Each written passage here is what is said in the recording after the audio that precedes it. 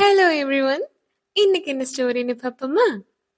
ஒரு அழகான கிராமத்தில் அதிகாலையில் சூரியன் மெதுவாக உதிக்கத் தொடங்கியது. பறவைகள் கீச்சிட்டு பாடிக்கொண்டிருந்தன மற்றும் சில பறவைகள் உணவு தேடி பறக்க ஆரம்பித்தன. காற்று மெதுவாக வீசியது. அங்குள்ள பெரிய மரத்தின் அடியில் 5 நண்பர்கள் மிகவும் சந்தோஷமாக விளையாடிக் கொண்டிருந்தனர். அந்த 5 நண்பர்களை பற்றியும் பார்ப்போமா? அது முதல் பெண்ணின் பெயர் திவி. இவள் மிகவும் பொறுமைசாலி மற்றும் அதி புத்திசாலியும் கூட. எந்த பிரச்சனையாக இருந்தாலும் இவளின் சிந்தனை திறனால் சிறந்த தீர்வு அளிப்பாள். இரண்டாவது பெண்ணின் பெயர் பவி. இவள் மிகவும் மகிழ்ச்சியானவள். தன்னை சுற்றியுள்ள அனைவரையும் மகிழ்ச்சியாக பார்த்து கொள்ள வேண்டும் என்பதில் மிகவும் கவனமாக இருப்பாள். மற்றவர்கள் உதவி என்று கேட்டால் யோசிக்காமல் உதவி செய்வாள். அடுத்த பெண்ணின் பெயர் தாரா. இவள் மிகவும் கனிவான மனம் கொண்டவள்.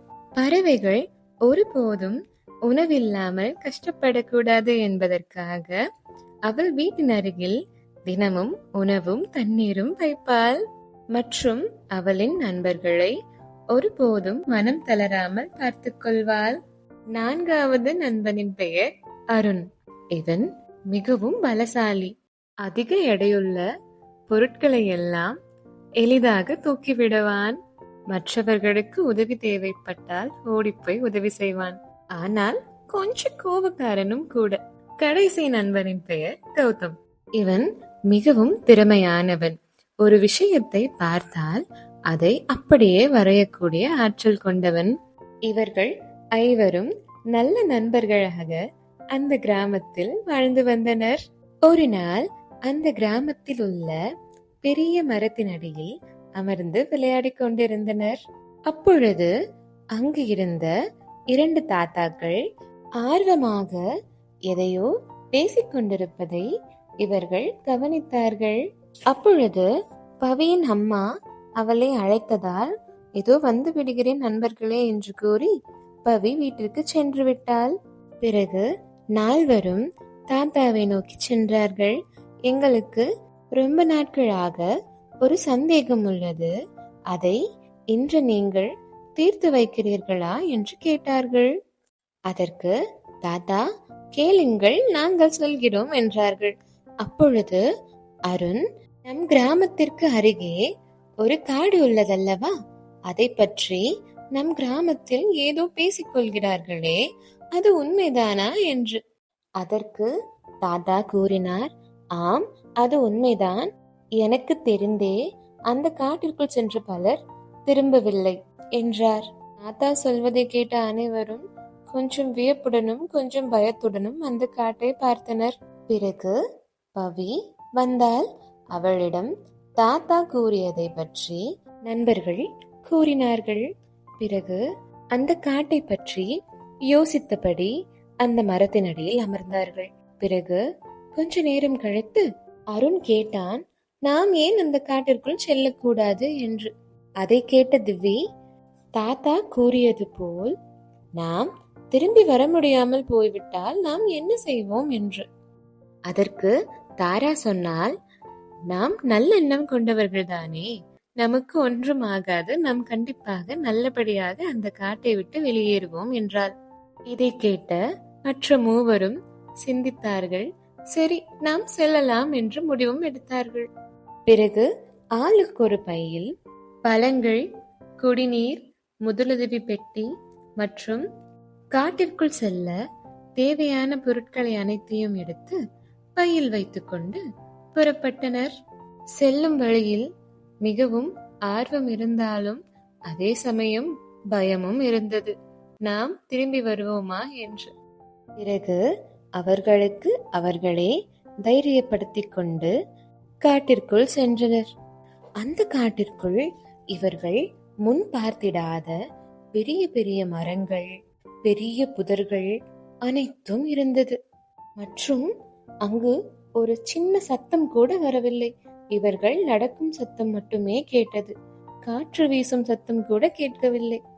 அவ்வளவு பெரிய காட்டில் கொஞ்ச தூரம் நடந்த பிறகு அங்கே ஏதோ ஒரு சத்தம் கேட்டது. என்ன சத்தம் என்று கொஞ்சம் பயத்துடன் சுற்றுமுற்றி பார்த்தார்கள். எதுவும் புலப்படவில்லை. அப்பொழுது அருண் கவனித்தான் எங்கிருந்து சத்தம் வருகிறது என்று.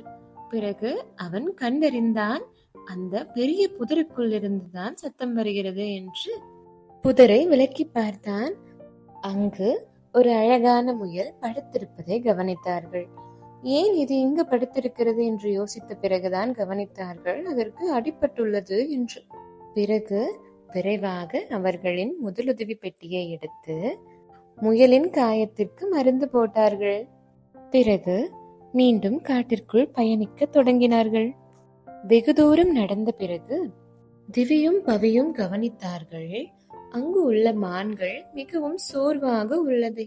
பிறகு அவர்களிடம் இருந்த பழங்களை மான்களுக்கு வழங்கினார்கள். பசி ஆறிய மான் மகிழ்ச்சியுடன் காட்டிற்குள் ஓடியது. மீண்டும் பயணத்தை தொடர்ந்தார்கள். அங்கே ஒரு அழகான ஆறு இருந்தது. அந்த ஆற்றில் உள்ள பாறைகளுக்கு இடையே ஒரு ஆமை மாட்டிக்கொண்டிருப்பதை தாராவும் கௌதமும் கவனித்தார்கள். பிறகு நண்பர்களின் உதவியினால் அந்த ஆமையையும் காப்பாற்றினார்கள். பிறகு செல்லும் வழியெல்லாம் எந்த விலங்குகளுக்கு என்ன உதவி தேவைப்படுகிறது என்று கண்டறிந்து அனைவருக்கும் உதவி கொண்டே சென்றார்கள். வெகு தூரம் சென்ற பிறகு திடீரென காடு இருண்டது. ஏதோ சத்தமும் கேட்டது. அதை பார்த்த நண்பர்கள் என்ன நடக்கிறது இந்த காட்டிற்குள், ஏன் திடீரென்று இத்தனை மாற்றங்கள் என்று எண்ணினார்கள். அப்பொழுது அங்கே ஒரு பெரிய ஓநாய் வந்தது. பார்ப்பதற்கு மிகவும் பயங்கரமாக இருந்தது. அதை பார்த்த ஐவரும் இனி எப்படி ஓநாயிடமிருந்து தப்பிப்பது என்று பயந்தபடி நின்றனர். அப்பொழுது நம் முயல் ஓடி வந்து முன் நின்றான். ஏதோ அவர்களை காப்பாற்றுவது போல. கூட தன் நண்பனையும் கூட்டிக் கொண்டு வந்திருந்தான்.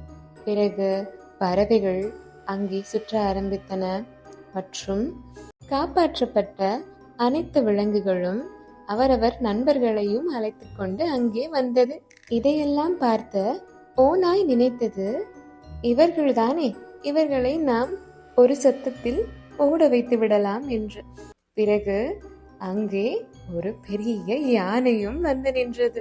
அதை பார்த்த ஓநாய் நமக்கேனடா வம்பு என்று அங்கிருந்து ஓடியே விட்டது. பிறகு அந்த ஐவரும் மிகுந்த மகிழ்ச்சியுடன் அங்கு இருந்த அனைத்து விலங்குகளுக்கும் நன்றி கூறிவிட்டு மகிழ்ச்சியாக அங்கிருந்து கிளம்பினர். காட்டின் இறுதியை அடையும் வழியில் ஒரு பெரிய மரம் பாதையை அடைத்து கீழே விழுந்து கிடப்பதை இந்த ஐவரும் பார்த்தார்கள். இனி இதை நம்மால் தூக்கவும் முடியாது, இதை தாண்டி செல்வதும் கடினம், எவ்வாறு இதை கடப்பது என்று யோசித்தபடி அந்த மரத்தின் அருகே நின்று விட்டார்கள். அப்பொழுது நம் யானை அங்கு வந்தான். வந்து அந்த மரத்தை தன் தும்பிக்கையால் தூக்கி ஒரு மூலையில் போட்டுவிட்டான். பிறகு சொன்னான், நண்பர்களே, நீங்கள் கவனித்தீர்களா, காட்டின் இறுதி கட்டத்தை நீங்கள் அடைந்து விட்டீர்கள் என்று. அப்பொழுதுதான் ஐவரும் கவனித்தார்கள். பிறகு யானை கேட்டான், நீங்கள் எப்படி இறுதி கட்டத்தை அடைய முடிந்தது என்று சிந்தித்தீர்களா என்று. பிறகு யானையே சொன்னான், நீங்கள் இந்த காட்டிற்குள் நுழைந்தது முதல் இப்பொழுது வரை உதவி தேவைப்பட்ட அனைத்து விலங்குகளுக்கும் எதையும் எதிர்பார்க்காமல் உதவி வந்தீர்கள் என்று.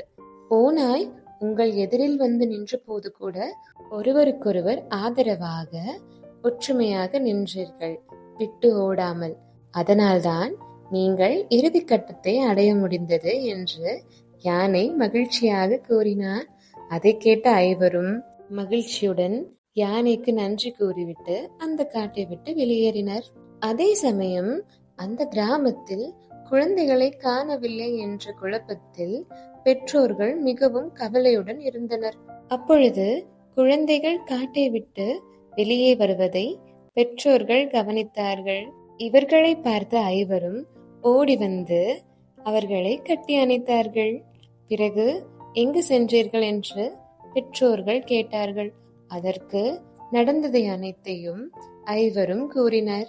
அப்பொழுது பெற்றோர்கள் சொன்னார்கள், நீங்கள் சென்றது தவறில்லை. ஆனால் ஏன் எங்களிடம் சொல்லாமல் சென்றீர்கள்? இனி எங்கு சென்றாலும் பெற்றோர்களிடம் சொல்லாமல் செல்லக்கூடாது. தெரியாத இடத்திற்கு சென்றால் கூட பெரியவர்களை அழைத்துச் செல்வதும் நல்லது என்று கூறினார்கள். அதை கேட்ட ஐவரும், இனி இப்படி செய்ய மாட்டோம் அம்மா என்று கூறிவிட்டு அவரவர் வீட்டுக்கு சென்றனர். அடுத்த நாள் காலை எப்பொழுதும் போல ஐவரும் சந்தோஷமாக அந்த மரத்தடியில் விளையாடினார்கள். கதையின் நெறி: நாம் இன்று செய்யும் நல்ல விஷயங்கள் என்றாவது ஒரு நாள் நமக்கு ஏதாவது ஒரு வழியில் வந்து சேரும். அடுத்த கதையில் சந்திப்போம்.